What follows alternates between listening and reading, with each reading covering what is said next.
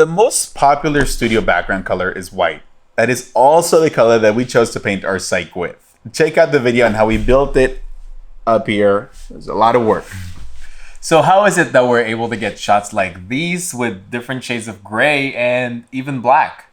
Today we'll share with you a few techniques we use to change the color of our background without having to repaint it. Yeah, because we ain't doing that no more.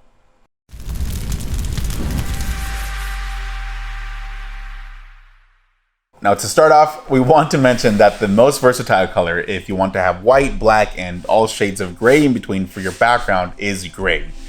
The key is being able to change the way that your background looks by lighting it separately.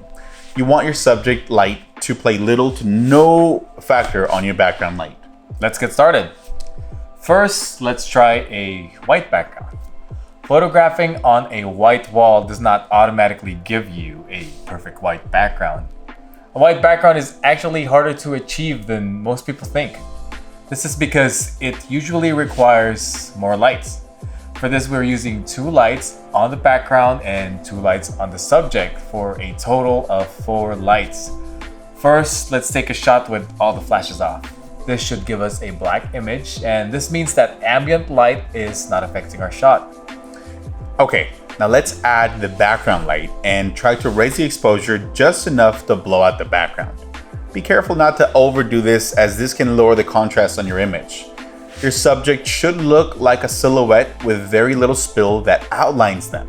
You can try to minimize this spill even more by adding flags or V-flats in front of your background lights, but you cannot eliminate it 100% because after all, the background is white and it is acting like a big bounce. Now that you got your background white, we can turn on the key light and fill light and expose for the subject. Next is gray. Well, coming from the white setup, this is actually pretty easy to achieve. Basically, we just flip off the background light. And look at that. Simple, right? How we achieve different levels of gray depends on how much light spill we have from the key light. All right, let's do black, the opposite of white. This is quite a drastic change in look, so it can be a bit tricky to pull off. This is where we really want to make sure there is very little spill from our key light to our background light. For this, we will add grids to the lights. This makes them more directional, and already we can see that it makes a huge difference in getting the background darker. We also want to take advantage of a property of light called the inverse square law, which to put simply means light intensity drops exponentially more the further you are from the light source. For example, let's say 1 meter away, you have a light source, we have an intensity of 100. If we double that distance, we don't get an intensity of 50, but instead 25. Check out this video to learn more. Yeah, knowing this, we want to move the subject as close to the light as possible, close down our aperture, and increase our light power to exaggerate this effect. Let's see what this shot looks like. Magic. White into black. So there you have it. I hope that was helpful and you learned a thing or two. Now, it should go without saying that owning a white, gray, and black background is still the easiest ways to get those colors.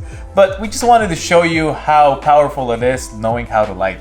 Yeah, we always get clients coming in saying, well, where's the gray backdrop? Where's the black backdrop? But it just goes to show how versatile the white background can be if you know your lighting. So if you're putting any of these tactics into your headshots, tag us on them. We want to see them. If we can help you anyway, let us know.